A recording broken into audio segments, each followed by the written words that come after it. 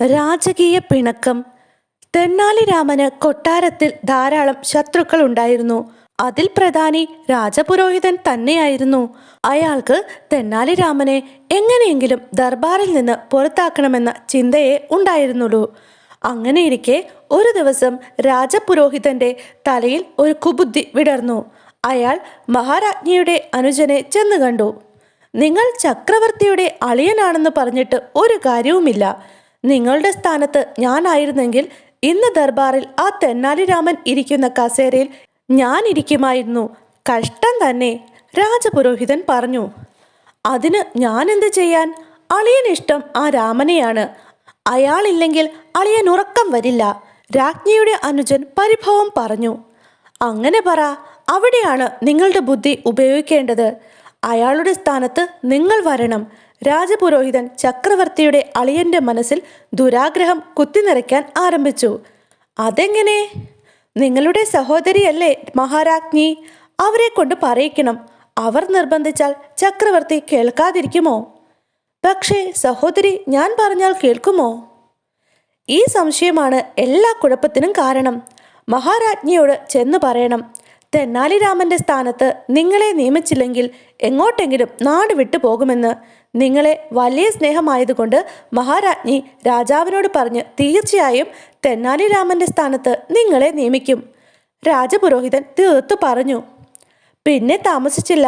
അനുജൻ മഹാരാജ്ഞിയെ ചെന്ന് കണ്ട് തൻ്റെ ആവശ്യം അറിയിച്ചു. അത് കേട്ട് അവർ അന്തിച്ചിരുന്നു. തെന്നാലിരാമന്റെ സ്ഥാനത്ത് നിനക്കെങ്ങനെ വരാൻ കഴിയും? അയാളുടെ സാമർഥ്യവും ബുദ്ധിശക്തിയും നർമ്മബോധവും നിനക്കുണ്ടോ? രാജ്ഞി ചോദിച്ചു. അതൊക്കെ അവസരം കിട്ടിയാലല്ലേ പ്രകടിപ്പിക്കാൻ പറ്റൂ. എനിക്കെന്തായാലും രാമന്റെ സ്ഥാനത്ത് ഇരുന്നേ പറ്റൂ. ചേച്ചി അത് ചക്രവർത്തിയോട് പറഞ്ഞ് ശരിയാക്കി തരണം, രാജ്ഞിയുടെ അനുജൻ പ്രഖ്യാപിച്ചു. അതോടുകൂടി രാജ്ഞി വല്ലാതെയായി. അവർക്ക് തെന്നാലിരാമനെ വലിയ ഇഷ്ടമായിരുന്നു. പല അവസരങ്ങളിലും തെന്നാലിരാമൻ അവരുടെ രക്ഷയ്ക്ക് എത്തിയിട്ടുള്ളതാണ്. പക്ഷേ അനുജൻ നാട് വിട്ടു പോകുന്നതിനേക്കാൾ തെന്നാലിരാമൻ ദർബാർ വിട്ടു പോകുന്നതാണ് എന്തുകൊണ്ടും നല്ലത് എന്ന് അവർക്ക് തോന്നി. ഒടുവിൽ അവർ ചക്രവർത്തിയോട് വിഷയം പറയാൻ തീരുമാനിച്ചു. രാജ്ഞിയുടെ ആവശ്യം കേട്ട് ചക്രവർത്തി പൊട്ടിച്ചിരിച്ചു. നിന്റെ അനുജൻ മഹാമണ്ടനാണെന്ന് നിനക്കറിയില്ലേ? അവൻ എങ്ങനെ തെന്നാലിരാമന് പകരമാകും? ചക്രവർത്തി ചോദിച്ചു. അങ്ങനെയൊന്നും പറയണ്ട.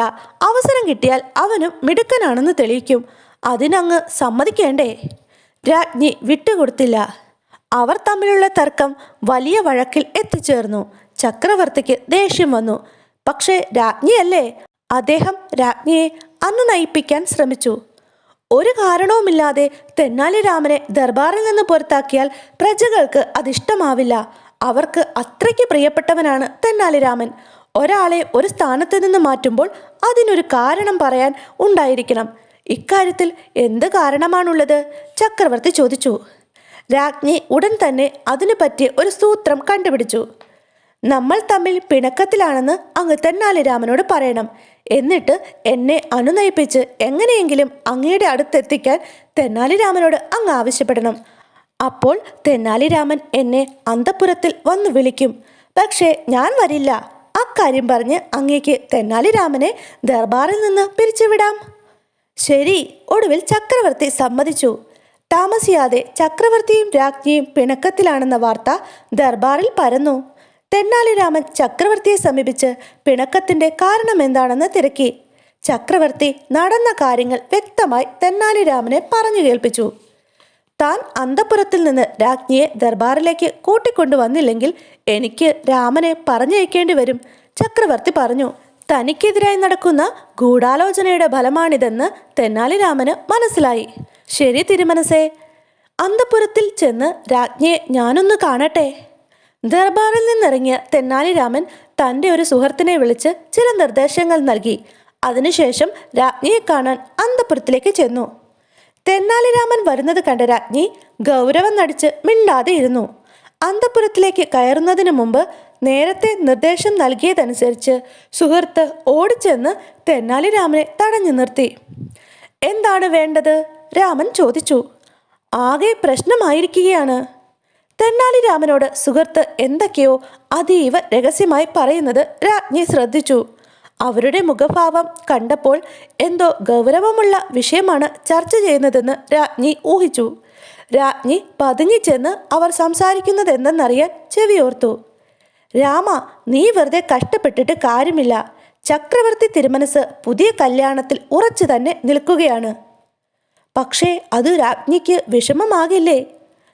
പറഞ്ഞിട്ട് കാര്യമുണ്ടോ? രാജ്ഞിയുമായി എപ്പോഴുമുള്ള വഴക്കും പിണക്കവും കാരണം ചക്രവർത്തി തിരുമനസിന് ഒരു സ്വൈര്യവുമില്ലാതിരിക്കുകയാണ്. അദ്ദേഹം ആകെ മടുത്തു. എത്രയും വേഗം നമ്മുടെ രാജ്ഞിയെ ഉപേക്ഷിക്കാനുള്ള തീരുമാനമെടുക്കുമെന്നാണ് അറിയുന്നത്. രാജ്ഞി അത് കേട്ട് അമ്പരന്ന് നിന്നുപോയി. തൻ്റെ നിയന്ത്രണത്തിൽ നിന്ന് എല്ലാം കൈവിട്ടു പോയെന്ന് അവർക്ക് തോന്നി. രാജ്ഞി ഉറക്കെ കരയാൻ തുടങ്ങി. അത് കണ്ടുകൊണ്ടാണ് തെന്നാലി രാമൻ അന്തഃപുരത്തിലേക്ക് കയറിയത്. തെന്നാലി രാമ, നിങ്ങൾ തമ്മിൽ പറഞ്ഞത് മുഴുവനും ഞാൻ കേട്ടു. എങ്ങനെയെങ്കിലും എന്നെ രക്ഷിക്കണം, എൻ്റെ തെറ്റു പൊറുക്കണം. രാജ്ഞി കരച്ചിൽ തുടർന്നു. രാജ്ഞിയുടെ ഭരണകാര്യങ്ങളിലുള്ള ഇടപെടലിൽ ചക്രവർത്തി വളരെയധികം കോപിഷ്ഠനാണ്. നിങ്ങൾ തമ്മിൽ എപ്പോഴുമുള്ള വഴക്ക് അദ്ദേഹത്തെ ഭരണത്തിൽ ശ്രദ്ധ പതിപ്പിക്കാൻ അനുവദിക്കുന്നില്ലെന്ന പരാതിയുമുണ്ട്.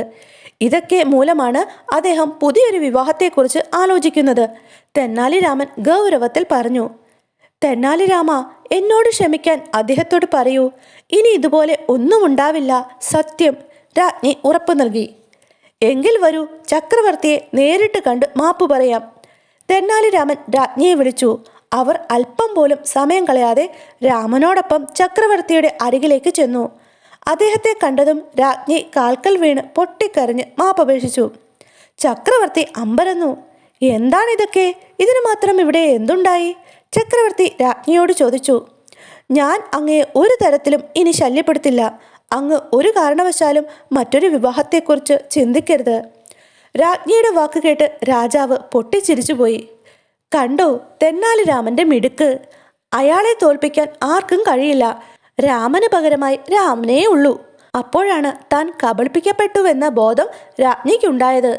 അതെനിക്കും ബോധ്യമായി. കണ്ണുനീർ തുടച്ചുകൊണ്ട് ആശ്വാസത്തോടെ രാജ്ഞി പറഞ്ഞു. താൻ ഇത്രയും മിടുക്കനാണെന്ന് ഞാനും കരുതിയില്ല. തനിക്ക് പറ്റിയ തെറ്റിൽ രാജ്ഞി രാമനോട് ക്ഷമ ചോദിച്ചു. അതിനുശേഷം രാജ്ഞി രാമനെ ദർബാറിൽ നിന്ന് മാറ്റുന്ന കാര്യത്തെക്കുറിച്ച് ചിന്തിച്ചിട്ടേയില്ല. അങ്ങനെ ഒരിക്കൽ കൂടി രാജപുരോഹിതൻ തെന്നാലി രാമനോട് തോറ്റു.